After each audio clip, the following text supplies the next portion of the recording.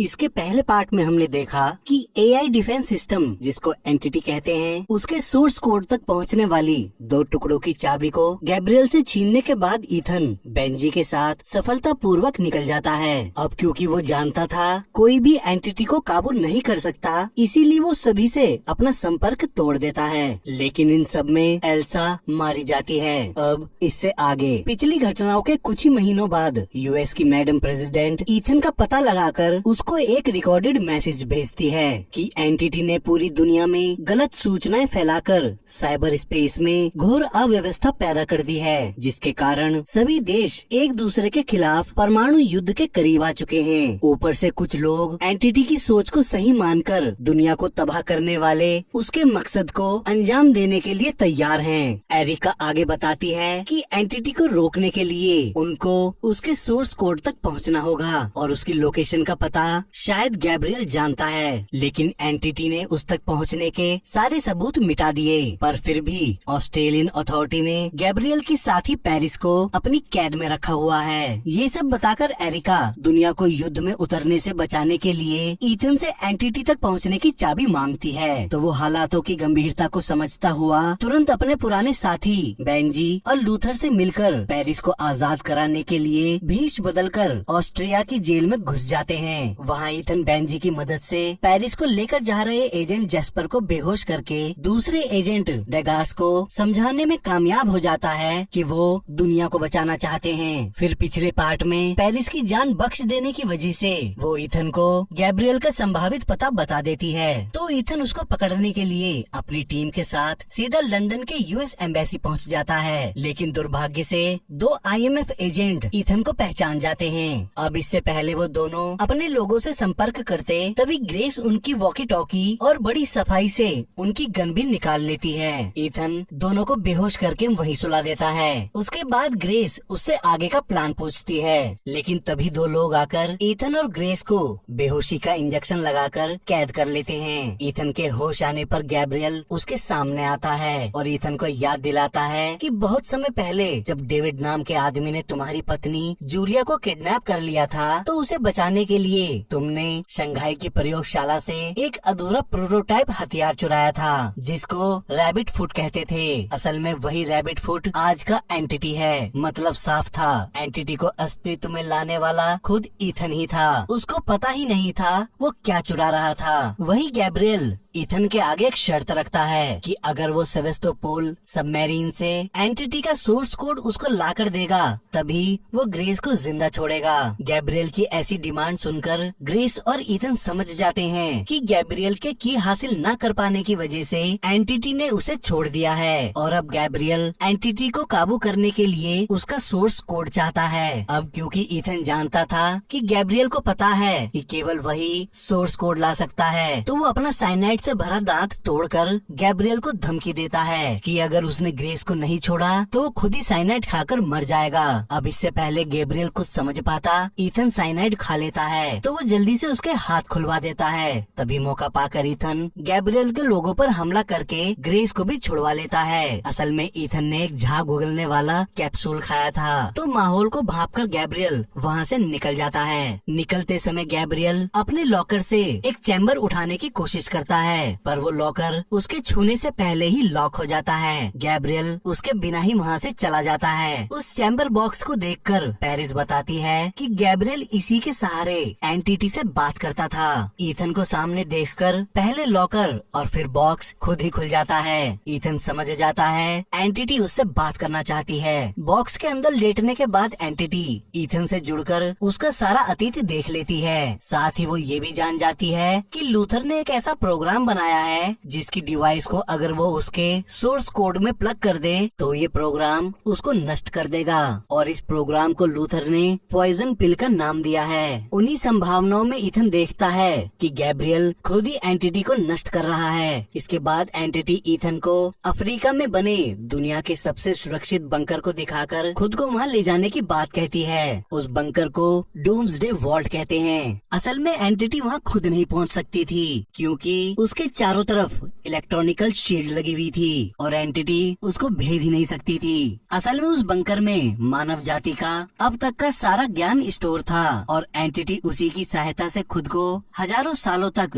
जिंदा रखना चाहती थी। उसके आगे एंटिटी ईथन को दिखाती है कि वो उसके सोर्स कोड को हासिल तो कर लेगा, पर उसके साथ उसकी पूरी टीम बर्फ में दफन हो जाएगी। अब ईथन के पास सिर्फ दो ही विकल्प बचते हैं। पहला, दुनिया को नष्ट होने दे। दूसरा, वो दुनिया को एंटिटी के हवाले करके उसके हिसाब से दुनिया को चलने दे। ये सब दिखाने के बाद एंटिटी ईथन को गैब्रियल के द्वारा लूथर की संभावित मौत के साथ 3 दिन बाद परमाणु युद्ध में पृथ्वी को नष्ट होता हुआ भी दिखा देती है। तभी वो चैम्बर से बाहर निकल आता है और जल्दी से अपनी टीम को बताता है कि उनको सेवेस्टोपोल के कोऑर्डिनेट्स पता करने के लिए नॉर्दर्न पार्ट में जाना होगा और वो बेंजी को समझाता है नॉर्थ जाकर उसको कोऑर्डिनेट्स मिल जाएंगे। उसको बस एक सोसेस स्टेशन ढूंढना है जिससे वो कोऑर्डिनेट्स को ट्रांसमिट कर सकें। और अब उसको एक प्लेन चाहिए था जिसके अंदर जीपीएस न लगा हो, जिससे एंटिटी को उनके बारे में कुछ पता ही न चल सके। ये सब बताकर ईथन सीधा लूथर को बचाने के लिए दौड़ पड़ता है, लेकिन उसके वहाँ पहुँचने से पहले ही गैब्रियल लूथर से वो पॉइजन पिल प्रोग्राम की पेन ड्राइव लेकर एक चैन रिएक्शन वाला बॉम्ब लगाकर वहाँ से चला जाता है। ठीक उसी समय ईथन वहाँ पहुँचता है। लूथर बताता है ये बॉम्ब इतना शक्तिशाली है कि पूरे शहर को तबाह कर देगा, तो ईथन उसे बचाने की कोशिश करता है। इस पर लूथर उसे समझाता है कि वो इस चैन रिएक्शन को रोककर शहर को तो बचा सकता है, पर फिर भी इसको ब्लास्ट होने से नहीं रोक सकता। इसीलिए वो ईथन को पॉइजन पिल ड्राइव को गैब्रियल से हासिल करने के लिए ब्लास्ट होने से पहले ही सुरंग से निकाल देता है, क्योंकि अगर ईथन मर गया तो दुनिया भी नष्ट होना तय थी। सुरंग से बाहर आकर ईथन जैस्पर को की देकर सरेंडर कर देता है। जैस्पर उसको यूएसए के इमरजेंसी कमांड सेंटर ले आता है। वहाँ उसको सीआईए के डायरेक्टर यूजीन मिलते हैं। वो ईथन को बताते हैं एंटी ने अब तक 4 देशों को छोड़कर सभी देशों के परमाणु हथियारों को अपने कब्जे में ले लिया है। उसके बाद वहाँ यूएसए के सभी सेनाओं के प्रमुख और खुद मैडम प्रेसिडेंट ईथन से मिलती हैं। ईथन उनसे एंटिटी को खत्म करने के लिए की और एक एयरक्राफ्ट कैरियर शिप मांगता है, पर जब कोई नहीं मानता तो ईथन बताता है एंटिटी ने लगभग सभी देशों के परमाणु सिस्टम्स को अपने कब्जे में ले लिया है और एंटिटी आपको इतना मजबूर कर देगी कि आप ही परमाणु युद्ध शुरू कर देंगी, नहीं तो वो खुद ही शुरू कर देगा। दोनों सूरत में युद्ध तय है, लेकिन हजारों संभावनाओं में सिर्फ एक चांस है जिसमें मैं एंटिटी को नष्ट कर सकता हूँ। और फिर ईथन मैडम प्रेसिडेंट से सिर्फ 3 दिन की मोहलत मांगता है। इस पर मैडम प्रेसिडेंट उसकी बात ना मानकर उसको गिरफ्तार करवा देती हैं। साथ ही वो एक सीक्रेट लेटर भी देती हैं। असल में उन्होंने ईथन को की देकर 3 दिन का समय दे दिया था। अब क्योंकि वो अपने सेना प्रमुखों के साथ बहस नहीं करना चाहती थी, इसीलिए उसने ऐसा किया था। वहाँ से बाहर आकर सैनिक ईथन को प्रेसिडेंट का लेटर देकर बताती है कि ये उसको नेवी की एडमिरल नीली को देना है और एक हेलीकॉप्टर की मदद से वो ईथन को नॉर्दर्न पैसिफिक में मौजूद कैरियर स्ट्राइक ग्रुप एक्स के युद्ध पोत पर उतार देती है। वहाँ वो प्रेसिडेंट का लेटर एडमिरल नीली को भिजवाता है। नीली देखती है, उस पर सिर्फ एक डेट लिखी होती है 22 मई 1996। उसे देखकर नीली बताती है ये वही डेट है जिस पर अगर मैं और एरिका जरा सा भी रिस्क ले लेती तो कई जाने बच सकती थी। उसका ये गुप्त संदेश है कि मुझे तुम्हारी बात माननी है। वहीं दूसरी तरफ बेंजी सबको बताता है असल में सोसस एक साउंड सर्विलेंस सिस्टम है जो पानी के अंदर होने वाली हर एक बड़ी घटना को बड़ी आसानी से पकड़कर रिकॉर्ड कर लेती है। ये स्टेशन दुनिया भर में फैले हुए हैं, इसीलिए जहाँ हमको सबमरीन के क्रू की लाशें मिली थी वो जगह बेरिंग सागर का सेंट मैथ्यू द्वीप है। वहाँ एक सोसस स्टेशन भी है और उस स्टेशन ने सेवेस्टोपोल सबमरीन पर हुए उस हमले को रिकॉर्ड करके उसके कोऑर्डिनेट सेव कर लिए होंगे। यही सारी बात ईथन नीली को भी समझा देता है। तो नीली बताती है वो सारी जगह रूसी सैनिकों की निगरानी में है और हमारे वहाँ जाते ही तीसरे वर्ल्ड वार की संभावनाएं प्रबल हो जाएंगी। ऊपर से अगर सही कोऑर्डिनेट्स मिल भी गए तो तुमको एक सबमरीन चाहिए जो रूसी नेवी से बचकर तुमको उन कोऑर्डिनेट्स तक ले जाए। फिर नीली उससे पूछती है तुम सेवेस्टोपोल से बाहर कैसे निकलोगे? तो ईथन बताता है उसके पास एक ट्रांसमीटर होगा और उसकी टीम उसको ट्रैक करती हुई वहाँ की बर्फ को काटकर उसे बाहर निकाल लेगी। हालांकि किसी को भी इस प्लान पर भरोसा नहीं था, क्योंकि बर्फ का ठंडा पानी ईथन को हाइपोथर्मिया से मार सकता था। ऊपर से नीली बताती है इस जगह उनकी सिर्फ एक ही सबमरीन है, उसको वो संदेश भेज देगी, पर इस बात का भरोसा नहीं है कि वो संदेश उसे मिले और वो ऊपर आ जाए। और अगर वो ऊपर आता है तो भी तुम्हारे पास सिर्फ 30 सेकंड ही होंगे, और अगर तुम लेट हो गए तो तुम्हारी मौत तय है, क्योंकि कोई तुम्हें बचाने वहाँ नहीं आने वाला। ईथन फिर भी नीली को यकीन दिलाता है कि वो इस मिशन को करना चाहता है, तो नीली उसे अपना लॉकेट देकर हेलीकॉप्टर की मदद से अपनी सबमरीन की लोकेशन पर भिजवा देती है। लेकिन वहाँ पहुँचते ही रूसी फाइटर जेट उनको तुरंत वहाँ से चले जाने की चेतावनी देते हैं। तो अब उस ठंडे समुद्र में कूदने के अलावा ईथन के पास कोई चारा ही नहीं होता, तो वो पायलट्स को बचाने के लिए समुद्र में कूद जाता है और पायलट्स तुरंत वापस चले जाते हैं। वहीं दूसरी तरफ बेंजी और बाकी लोग सेंट मैथ्यू द्वीप के सोसस स्टेशन पर पहुंचते हैं। वहां बेंजी देखता है कि उस स्टेशन को डोनालो अपनी वाइफ के साथ ऑपरेट कर रहा था। ये डोनालो वही था जिसने दुनिया का सबसे सेफ ब्लैक वॉल्ट बनाया था, लेकिन बेंजी उसको ये नहीं बताता कि उसी के साथ ही ईथन ने उसके वॉल्ट में घुसकर डाटा चुराया था, जिसकी वजह से उसको पिछले 30 सालों से यहाँ काम करना पड़ रहा है। तभी ग्रेस डोनालो से स्टेशन के पूरे डाटा को चेक करने की बात कहती है। तभी पहले से वहाँ मौजूद रूसी सैनिक उन सभी को घेर लेते हैं। दूसरी तरफ ईथन बर्फीले पानी में हाइपोथर्मिया का शिकार होने लगता है। ठीक उसी समय दो डाइवर्स उसको बेहोश करके अपने साथ अपने सबमरीन में ले जाते हैं। असल में उनको नीली का संदेश मिल गया था। ईथन सबमरीन के कैप्टन को नीली का लॉकर देकर उसे नॉर्थ ले जाने को कहता है, जहां उनको ट्रांसमिशन के जरिए कुछ कोऑर्डिनेट्स मिलने वाले थे, और उसके लिए कैप्टन को अपनी सबमरीन ऊपर ले जानी पड़ेगी, जो खतरे से खाली नहीं थी। इससे रूसियों को उनकी सबमरीन की लोकेशन मिल जाने का चांस था। फिर कैप्टन ईथन को मैप दिखाकर बताता है कि रूस की एक छोटी सबमरीन सेंट मैथ्यू द्वीप पर स्टॉप हुई है। तो उन दोनों को अंदेशा होता है कि शायद ईथन की टीम रूसी सैनिकों के कब्जे में हो। इधर डोनालो सबको बताता है कि पुराने डाटा का बैकअप पुरानी फ्लॉपीज में है, पर इनका रीडर उसके पास नहीं है। तो रूसी सैनिक उसको 1 घंटे का समय देकर रिकॉर्डर बनाने को कहता है। तभी डोनालो अंदाजा लगा लेता है कि की का एक सेट अभी भी रूसियों के पास ही है, जो शुरू से ही उन्हीं के पास था, और अब उनको सिर्फ कोऑर्डिनेट्स चाहिए थे। वही मजबूरी में बेंजी रिकॉर्डर बनाने लगता है। उसी समय डोनालो बेंजी को बताता है कि उन फ्लॉपीज में कोई कोऑर्डिनेट्स नहीं है, पर उसने सेवास्तोपोल में हुए धमाके की लोकेशन के कोऑर्डिनेट्स याद कर रखे हैं, एग्जैक्ट पिन पॉइंट। तो वो तुरंत एक कागज पर लोकेशन लिखकर अपनी घड़ी में छुपाकर अपनी पत्नी को दे देता है, और अपने कुत्तों को खाना खिलाने के बहाने उसको ग्रेस के साथ बाहर भेज देता है। इधर सबमरीन में वो लोग ईथन को समुद्र के हाई प्रेशर को कम करने के लिए एक एडवांस प्रेशर शूट देते हैं, और उसे कुछ हैवी ब्रीदिंग प्रैक्टिस करने की सलाह देते हैं, क्योंकि इतनी गहराई में जाने के बाद ईथन को हाई प्रेशर नर्वस सिंड्रोम होना तय था, जिससे बर्दाश्त न होने वाला दर्द होगा। उसके बाद ईथन अपनी ब्रीदिंग प्रैक्टिस शुरू कर देता है, लेकिन तभी उस सबमरीन का एक मेंबर ईथन पर जानलेवा हमला कर देता है। असल में वो एंटिटी से प्रभावित था, पर टीम की दूसरी मेंबर समय रहते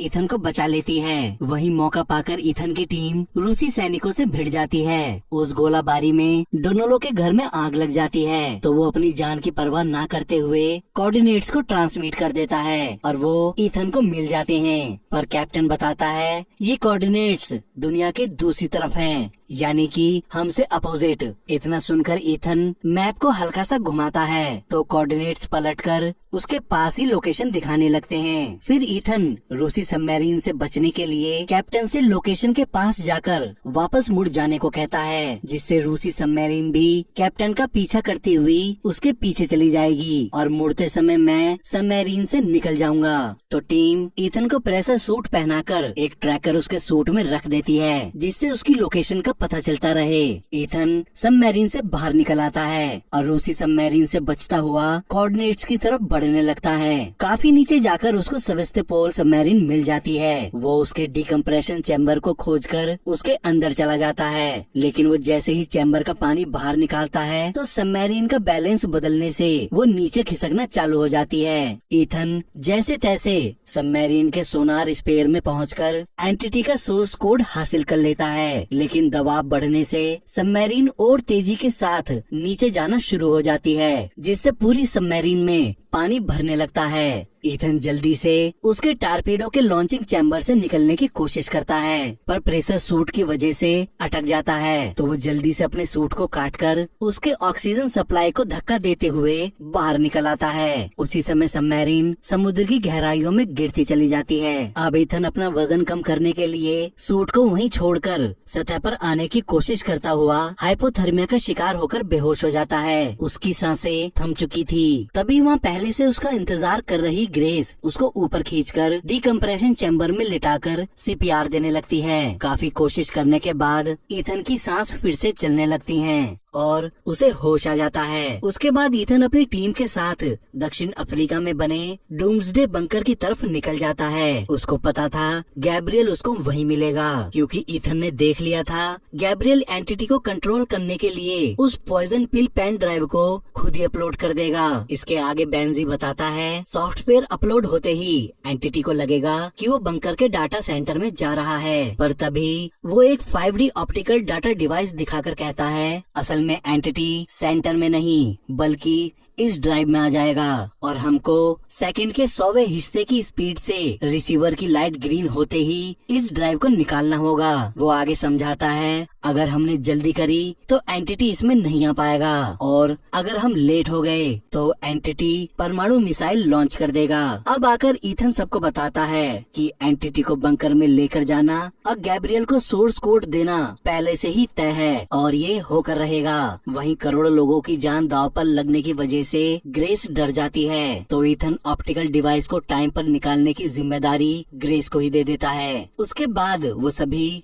बंकर में पहुंचते हैं। ईथन देखता है सर्वर रूम से पहले गैब्रियल ने एक बहुत बड़ा परमाणु बम लगा रखा है। अब इससे पहले ईथन गैब्रियल को सोर्स कोड दे पाता, उसी समय एजेंट जेस्पर गैब्रियल को अपनी गन पॉइंट पे ले लेता है। इससे गैब्रियल का आदमी बॉम्ब का टाइमर ऑन कर देता है। जेस्पर के साथ CIA के डायरेक्टर यूजीन भी वहाँ पहुंचकर ईथन से सोर्स कोड लेकर उसका प्लान पूछते हैं। ईथन यूजीन को बहुत समझाने की कोशिश करता है कि सोर्स कोड को गैब्रियल को दे दिया जाए, पर यूजीन की कुछ समझ में नहीं आता। तो गैब्रियल मौके का फायदा उठाकर अपने आदमियों से गोलियां चलवाता हुआ एक गाड़ी लेकर वहां से भाग निकलता है। तो बेंजी ईथन को उसका पीछा करके पॉइजन पिल हासिल करने को कहता है। ईथन के निकलते ही ग्रेस देखती है कि बेंजी को गोली लगी हुई है। वहीं सुरंग में ईथन की गाड़ी पलट जाती है, तो वो दौड़ता हुआ गैब्रियल को पकड़ने की कोशिश करता है, पर गैब्रियल एक छोटा एनालॉग प्लेन लेकर उड़ जाता है। तभी एक और प्लेन उसके पीछे से उड़ता है। ईथन उसी को पकड़कर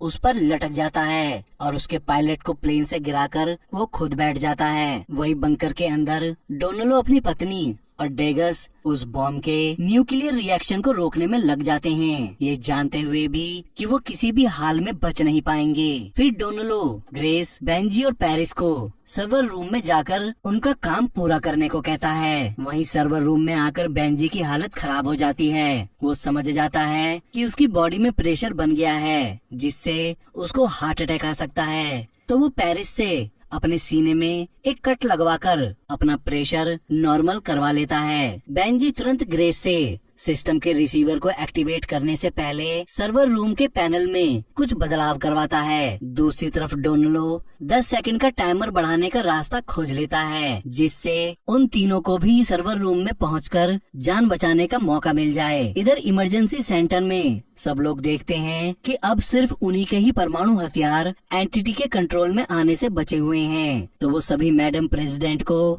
700 करोड़ लोगों को बचाने के लिए 10 करोड़ लोगों को अपने परमाणु बम से मार देने के लिए राजी कर लेते हैं। असल में वो चाहते थे कि वो सभी देशों के परमाणु मिसाइलों को उन्हीं की जगह नष्ट कर दें। अब जैसे ही मैडम प्रेसिडेंट परमाणु मिसाइल लॉन्च करने वाली होती है, तभी वो ईथन पर भरोसा करती हुई लॉन्च कैंसिल कर देती है और अपने परमाणु मिसाइल को ऑफलाइन करने के लिए परमाणु सेंटर को जैसे ही आदेश देती है, ठीक उसी समय एक सिक्योरिटी गार्ड उन पर गोली चला देता है। तो उनका जनरल सिडनी अपना बलिदान करके मैडम प्रेसिडेंट को बचा लेता है। इतनी देर में एंटिटी उनके परमाणु कंट्रोल को भी अपने हाथ में ले लेती है और हमला करने के लिए सभी देशों के परमाणु मिसाइल्स में एक साथ फ्यूल भरना शुरू कर देती है। वहीं दूसरी तरफ ग्रेस रिसीवर को एक्टिवेट कर देती है। अब उनको इंतजार था कि ईथन जल्दी से सोर्स कोड में पॉइजन पिल लगा दे। इधर डोनाल्डो भी आखिरी डेटोनेटर निकाल लेता है। दूसरी तरफ ईथन गैब्रियल के प्लेन पर चढ़कर उसी का हाथ तोड़ देता है और उससे पॉइजन पिल लेकर उसकी सेफ्टी बेल्ट खोल देता है। अब मजबूरी में गैब्रियल को पैराशूट लेकर कूदना पड़ता है। वो सीधा प्लेन की पतवार से जा टकराता है, जिससे उसका सर फट जाता है और वहीं उसकी मौत हो जाती है। ईथन दूसरा पैराशूट लेकर कूद जाता है, पर उसका ग्लाइडर जल जाता है। तो ईथन नीचे गिरता हुआ सबसे पहले सोर्स कोड में पॉइजन पिल लगा देता है और अपना दूसरा पैराशूट खोल लेता है। इधर ठीक 2 सेकंड पहले रिसीवर की लाइट ग्रीन हो जाती है और जैसे ही ऑप्टिकल डिवाइस चमक उठती है, ग्रेस एंटिटी को मिसाइल लॉन्च करने से पहले ही सर्वर से अलग कर देती है। उसी समय बंकर में ब्लास्ट होते ही पूरी पृथ्वी पर ब्लैकआउट हो जाता है। वो सभी अपने इस मिशन में कामयाब हो चुके थे। एंटिटी अब एक ऑप्टिकल डिवाइस की दुनिया में फंस चुकी थी। इतने में पृथ्वी की लाइट वापस लौटती है और सबको खबर मिल जाती है कि ईथन अपने मिशन में कामयाब हो गया है। उसके बाद ईथन को लूथर का रिकॉर्डेड मैसेज मिलता है। वो बताता है कि वो जानता था ईथन ही इसको कर सकता था, क्योंकि वो इसी के लिए बना है। मैसेज पूरा होते ही वो डिवाइस सोर्स कोड के साथ नष्ट हो जाती है। ईथन उस जली हुई डिवाइस और सोर्स कोड को यूजीन को दे देता है। उसके बाद ईथन की पूरी टीम लंदन में एक दूसरे से मिलकर अपने अपने रास्ते निकल जाते हैं। इन सब में एक और अच्छी बात होती है, बेंजी भी बच जाता है और ये कहानी यहीं खत्म हो जाती है।